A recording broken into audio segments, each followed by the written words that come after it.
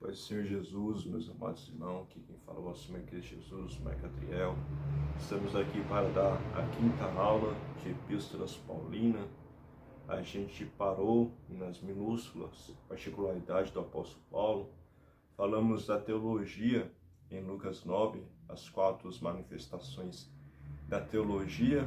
E hoje a gente vai dar continuidade nas particularidades de Paulo, para que podemos entrar assim nas suas cartas paulinas. Então a gente vai dar continuidade a algumas particularidades do apóstolo Paulo, alguns tópicos para a gente compreender de uma visão mais ampla as cartas do apóstolo Paulo.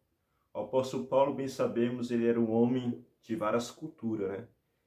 Se você quiser anotar aí, o apóstolo Paulo ele vinha de uma cultura judaica, cultura romana e a cultura grega. Na sua época em que ele vivia, era um homem dos padrões, né? O apóstolo Paulo, você vê que ele vivia nessas culturas, na cultura judaica desde a sua infância, na cultura romana, onde ele foi criado ali em Tarso, e na cultura também da época, a cultura grega. Então o apóstolo Paulo ele tinha acesso a esses 3 mundos, tanto a cultura romana, a cultura judaica e a cultura grega. Paulo também era aberto a esses padrões das épocas. E isso também vai influenciar as suas cartas. Por exemplo, na Bíblia a gente vai ver muito nas suas epístolas, Paulo falando sobre o mistério. E esse mistério veio da cultura grega. Ou seja, o apóstolo Paulo vai aprender bastante coisa das culturas. Nas aulas de missologia, de missões, a gente aprende sobre as culturas, né? A gente vê que a cultura ela vem de uma rotina. A pessoa está numa rotina ali, e essa rotina gera cultura, e a cultura gera a sociedade. Então, sobre essas particularidades do apóstolo Paulo. Paulo também conhecia várias línguas. O apóstolo Paulo, né, é um homem que chama muito a nossa atenção. Ele conhecia também diversas línguas. As línguas que ele predominava eram o aramaico, o grego, o hebraico. E ainda há um grupo de teólogos que vai dizer que o apóstolo Paulo também ele falava o latim, escrevia em latim, né? Porque estava crescendo ali o latim. Outras particularidades do apóstolo Paulo é a fonte onde podemos descobrir sobre a vida do apóstolo Paulo. Você me pergunta, como descobrir sobre a vida do apóstolo Paulo? Qual que é a fonte para estudar sobre a vida do apóstolo Paulo? Bom, meus irmãos, a primeira fonte, não tem como a gente conhecer o apóstolo Paulo, a sua vida, o seu ministério, a sua história, apenas pela cultura romana, pela cultura judaica e pela cultura grega. A gente tem que ir pela fonte das escrituras sagradas. Então, as epístolas paulinas vai revelar Paulo, vai revelar a história de Paulo, a trajetória do apóstolo Paulo, a sua jornada aqui com Cristo na terra. Então, a primeira fonte é as cartas de Paulo, as 13 cartas do apóstolo Paulo, que ele escreveu no Novo Testamento, é a fonte para a gente beber, para descobrir e aprender sobre esse apóstolo Paulo. Também outra fonte do apóstolo Paulo é um dos seus companheiros, o doutor Lucas, que foi discípulo, né? Discípulo do nosso querido Paulo. A partir de Atos dos Apóstolos, capítulo de número 7 em diante, depois da morte de Estevão, vai relatar sobre a vida do apóstolo Paulo. Aí tem a pergunta que fica, e mudou, irmão Maico, Saulo para Paulo? Porque em Atos, capítulo de número 7 a 13, sempre vai mencionar Paulo como Saulo, e depois da primeira viagem missionária do apóstolo Paulo, não vai mais usar o nome Saulo, mas vai usar o nome de Paulo. Meus irmãos, o que devemos compreender a gente aqui está num curso de teologia, um curso sobre a vida do apóstolo Paulo. O nome do apóstolo Paulo não mudou, tá bom? Saulo e Paulo não mudou. Na verdade, o apóstolo Paulo tem dupla cidadania. Exatamente. O apóstolo Paulo tem dupla cidadania. Ele tem a cidadania judaica e como judeu ele se chama Saulo, né? Também vem do mesmo termo de Saul, lembra do primeiro rei de Israel, Saul, da tribo de Benjamim, e Saulo, da tribo de Benjamim, que é o nosso Paulo. E como cidadão romano, que ele tem agora dupla cidadania, o apóstolo Paulo, ele como nome romano se chama Paulo. Então, quando a Bíblia menciona o apóstolo Paulo, como nome mencionando Paulo, depois de Atos 13, é porque ele está provavelmente localizado ali em alguma localização romana, gentia. Assim as pessoas vão receber ele de melhor forma, como um Paulo. Então, para Saulo é o seu nome judeu. Amém? Saulo é o seu nome judeu, que ele recebeu dos seus pais. Ele tem dupla cidadania e se chama também Paulo. Ele vai usar o nome de Paulo para ser mais recebido talvez pelo gentil, usando o seu nome romano. E Paulo no latim significa pequeno. Escreve aí. O que significa Paulo no latim? Paulo no latim significa pequeno. E Paulo escreveu 13 cartas. E todas as cartas é de suma importância entender que Paulo escreve: Paulo, apóstolo do Senhor Jesus Cristo. Paulo, servo do Senhor Jesus Cristo. Paulo, apóstolo pela vontade do Senhor Jesus Cristo. O que Paulo está dizendo é: Paulo significa pequeno, pequeno servo do Senhor Jesus Cristo, pequeno servo do Deus vivo. Amém? Então o nome de Paulo não mudou, ele tem dupla cidadania, nome judeu, Saulo, nome romano, Paulo. E a outra fonte é o seu companheiro, Dr. Lucas, a partir de Atos 7:58 em diante. Ele vai relatar a história do nosso irmão Paulo, vai relatar o encontro que ele teve ali, depois da morte que estava presente, da morte do jovem Estevão. Vai contar as 3 viagens missionárias do apóstolo Paulo. Então, por que não dizer Atos do apóstolo Paulo? Não é verdade? Temos muitos livros hoje em dia, muitos livros sobre esse assunto. Mas a gente devemos tomar cuidado, meus irmãos.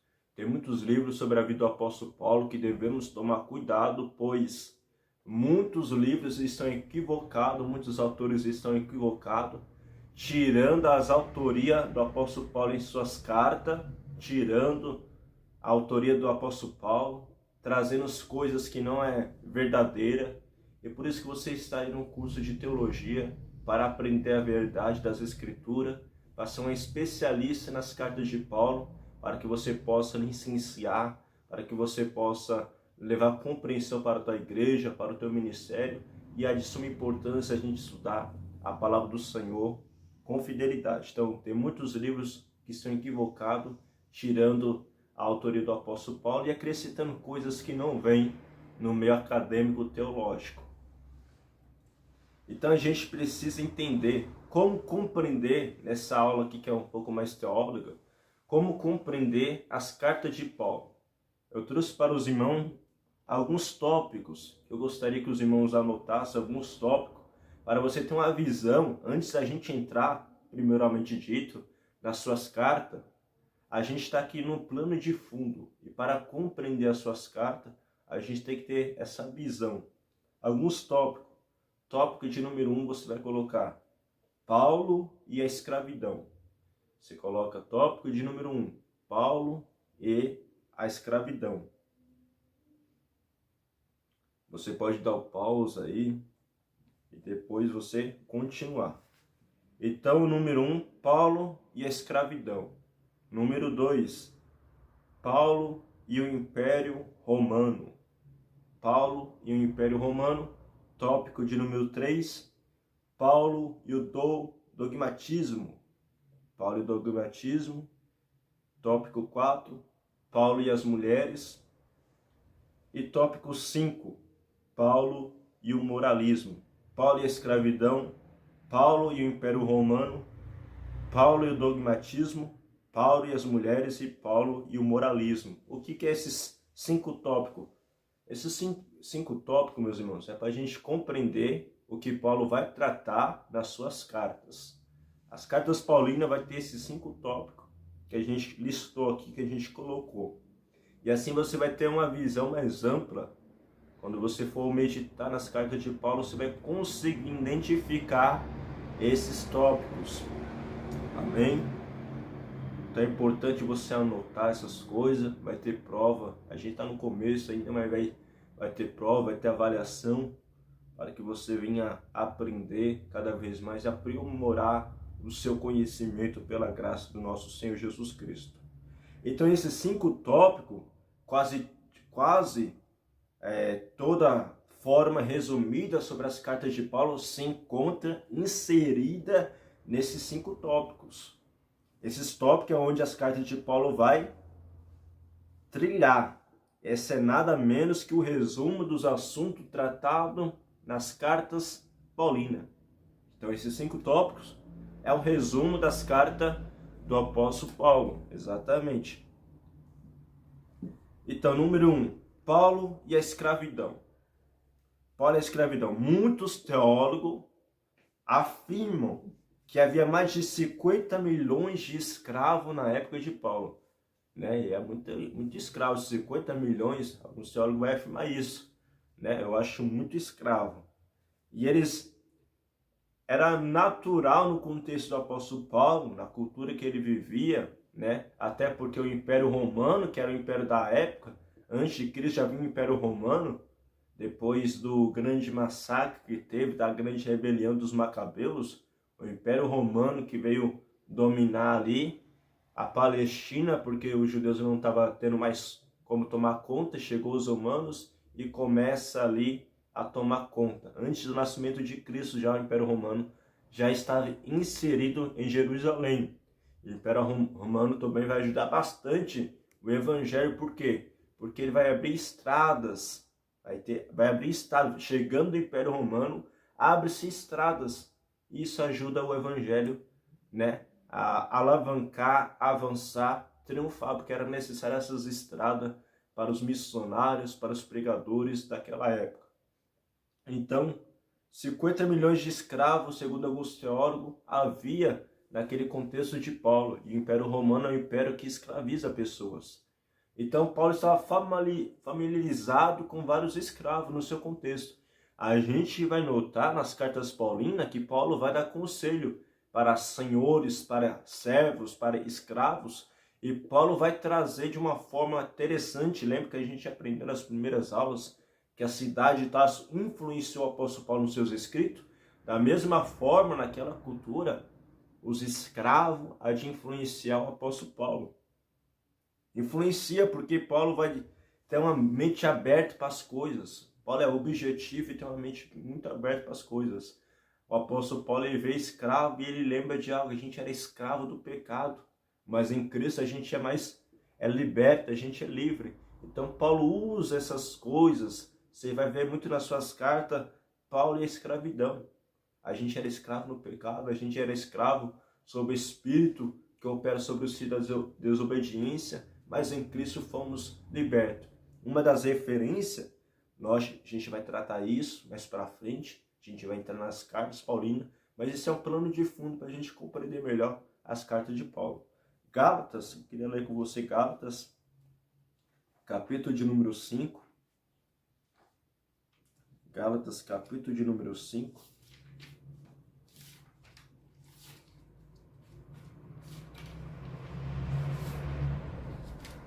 Paulo e a escravidão, Gálatas 5, versículo de número 1. Caderno, espada do Espírito e caneta para anotar. Olha que diz Gálatas 5, versículo 1. Estais, pois, firmes na liberdade com que Cristo nos libertou, e não torneis a colocar vós debaixo do jugo da servidão. Olha, a escravidão da época influenciou o apóstolo Paulo nos seus escritos. Outra referência, Gálatas, capítulo de número 3, versículo 28. Gálatas 3, versículo de número 28. Nisto não há judeu nem grego, não há servo nem livre, não há homem nem mulher, porque todos vós são um em Cristo Jesus. Olha como influencia o apóstolo Paulo. Não há servo, escravo, nem livre, não há judeu nem grego, não há homem nem mulher, porque todos somos um em Cristo Jesus. temos aí 1 Coríntios, capítulo de número 12, versículo de número 13. Há muitas referências, né, são inúmeras referências sobre a escravidão que influenciou o apóstolo Paulo. Você vai ver muito isso nos seus escritos paulinos. O segundo tópico é o Paulo e o Império Romano. Paulo e o Império Romano. Paulo, ele viveu como cidadão romano, por isso que ele tinha dupla cidadania. Como romano, seu nome é Paulo, né? Que significa no latim pequeno. Paulo, ele vivia de acordo com a lei romana. O apóstolo Paulo, ele aprendeu a cultura romana que dominou aquela época, que era o governo, o império daquela época. Olha o que diz em 1 Timóteo, capítulo de número 2. Carta pastoral, 1 Timóteo. 1 Timóteo, capítulo de número 2, versículo de número 1 e versículo de número 2. A dita de informação, meus irmãos, para vocês que estão aprendendo aqui teologia, as cartas paulinas, é muito importante vocês anotar, vocês dar pause, né? Porque o que você está aprendendo é de teólogos que estudaram as cartas paulinas, de cursos que são até caros, na verdade, e tem muitos obreiros e pastores que não têm esse entendimento. Então a gente está recebendo essa fonte pela graça do Senhor, pela sua porta aberta, pelos meios de comunicação, de uma forma gratuita, para a glória de Deus.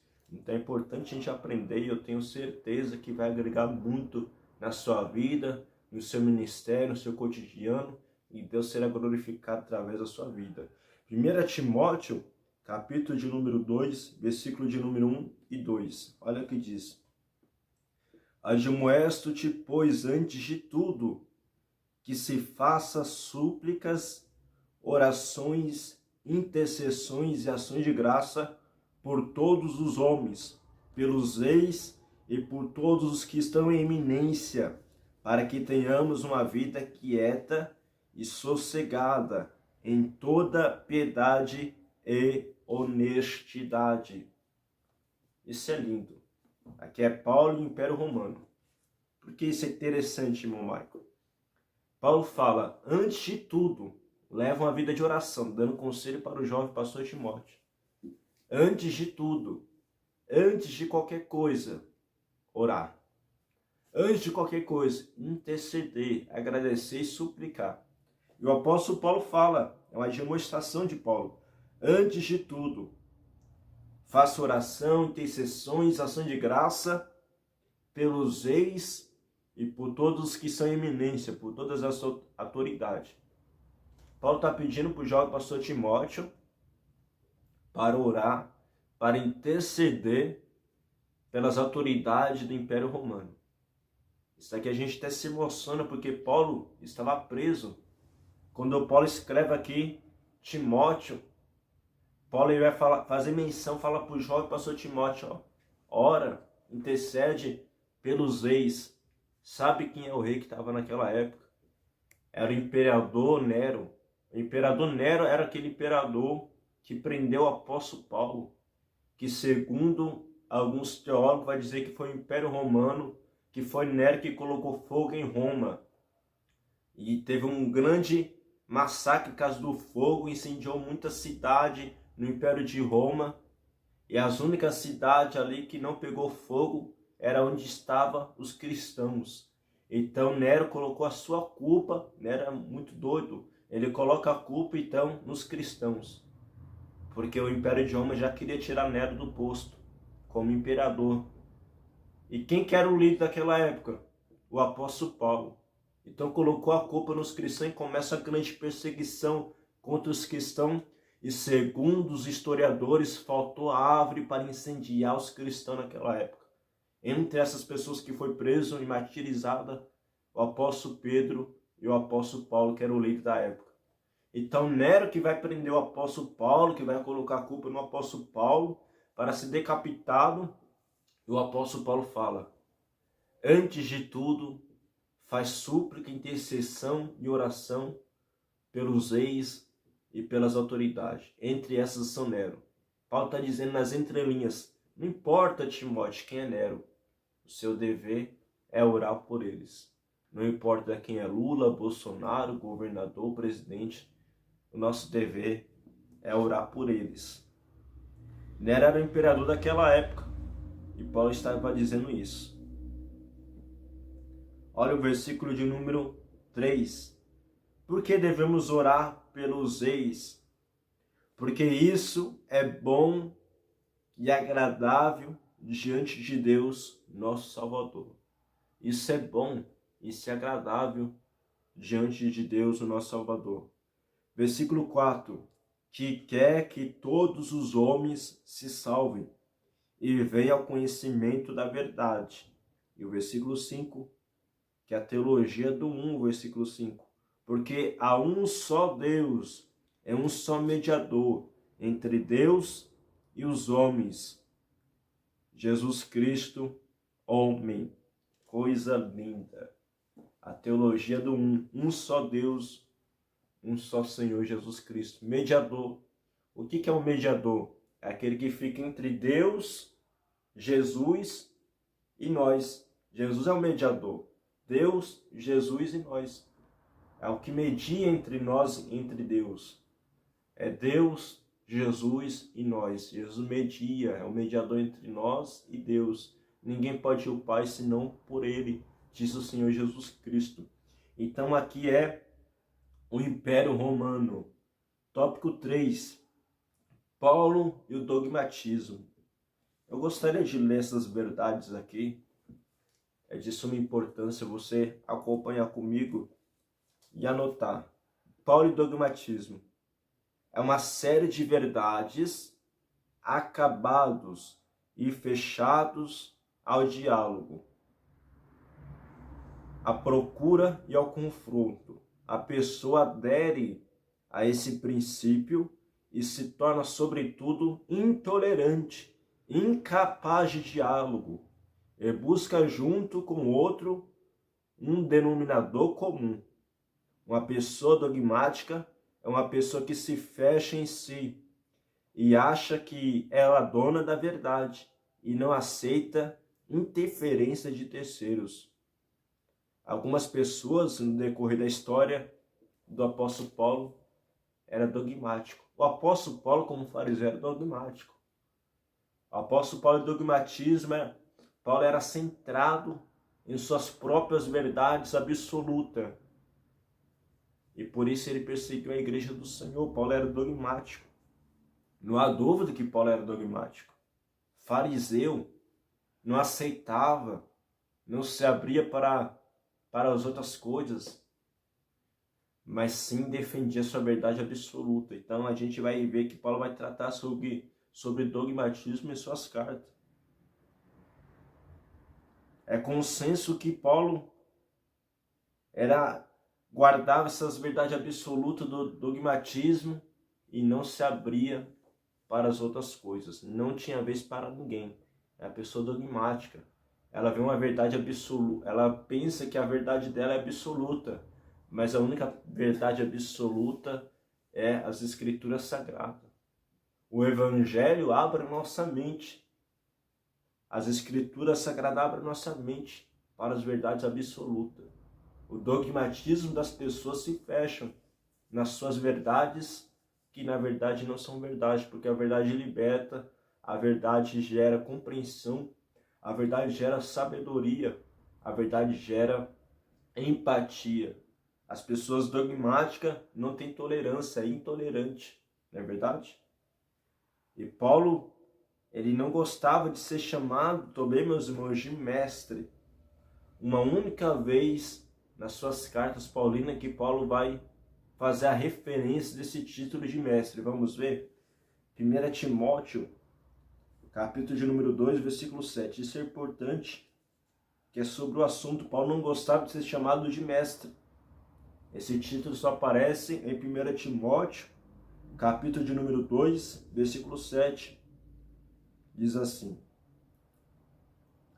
para o que diga a verdade em Cristo, não minto, foi constituído pregador, apóstolo e doutor ou mestre do gentil, na fé e na verdade.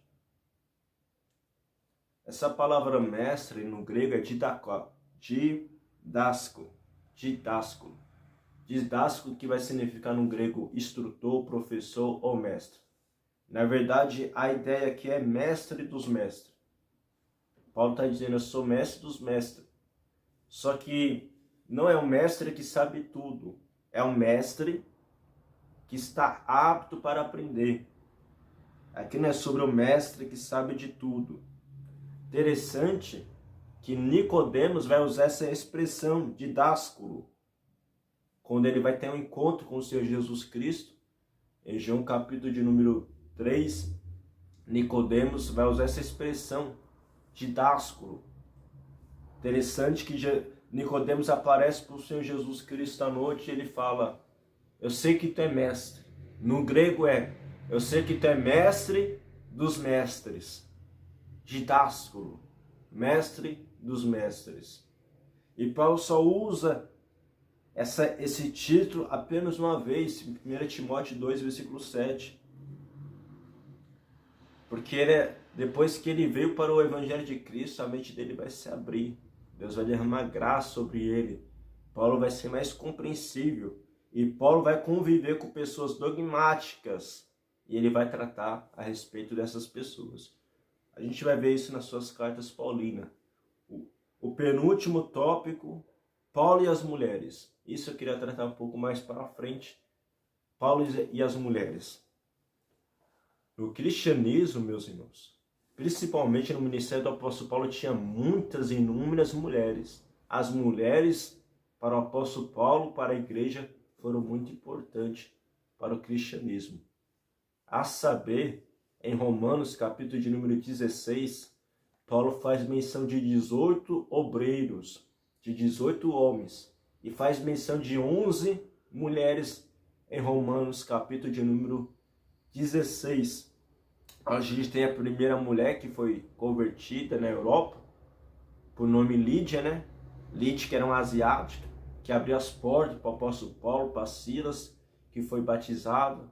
Uma mulher que muito importante, muito influente para aquela região de Filipe. E Lídia foi a primeira a ser convertida, abrindo as portas do Evangelho para a Europa. Tinha uma igreja ali na casa daquela mulher. A gente vai aprender mais para frente porque Paulo disse na carta Pastoriais que a mulher deve aprender silêncio em casa. Você vai aprender de uma forma, de uma interpretação hermenêutica e compreender o que Paulo quis dizer com aquilo. O último tópico é o tópico Paulo e o moralismo. Paulo e o moralismo. Isso a gente tem uma expressão negativa, porque a visão de Paulo como fariseu era baseada em proibições. A visão do apóstolo Paulo era baseada em proibição. Não toca, não vai, não fala, não faz, não come. Porque o moralismo do apóstolo Paulo, inserido nos fariseus, dessa seita farisaica, veio sobre o apóstolo Paulo.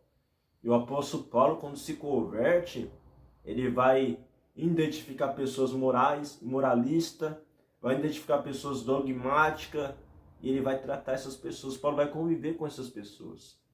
A gente vê esse moralismo até no apóstolo Pedro, quando Paulo estava lá em Jerusalém, Gálatas capítulo de número 2, Paulo vai resistir Pedro face a face, vai repreender Pedro, porque Pedro estava sentado com os cristãos gentios, mas indo Tiago, irmão do Senhor Jesus, com os outros judeus cristãos, Pedro ele sai da mesa do gentio e vai sentar com os judeus, e Paulo resiste ele na cara, que não andava conforme o evangelho, mas na hipocrisia. Então Paulo vai tratar esses assuntos. Paulo foi liberto do moralismo, do dogmatismo, né? E Paulo vai conviver com essas pessoas. Olha Romanos 5, versículo de número 8. Romanos 5, versículo de número 8. Olha que forte.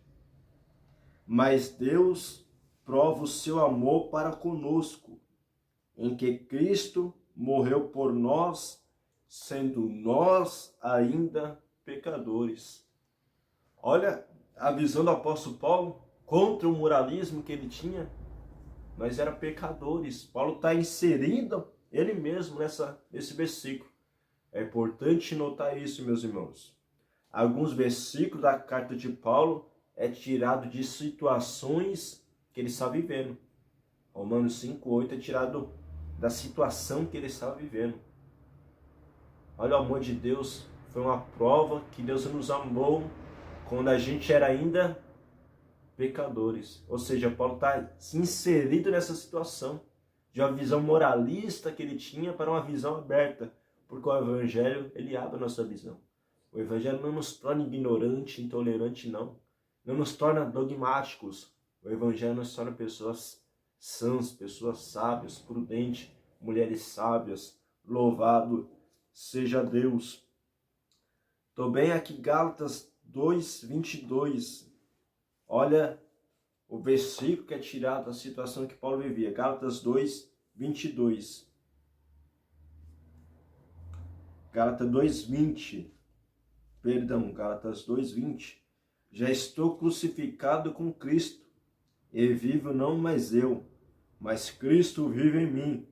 E a vida que agora vivo na carne, vivo na fé no Filho de Deus, ao qual me amou e se entregou a si mesmo por mim. É outro versículo do apóstolo Paulo, inserido num contexto de situação que ele vivia. Paulo se insere nesse versículo.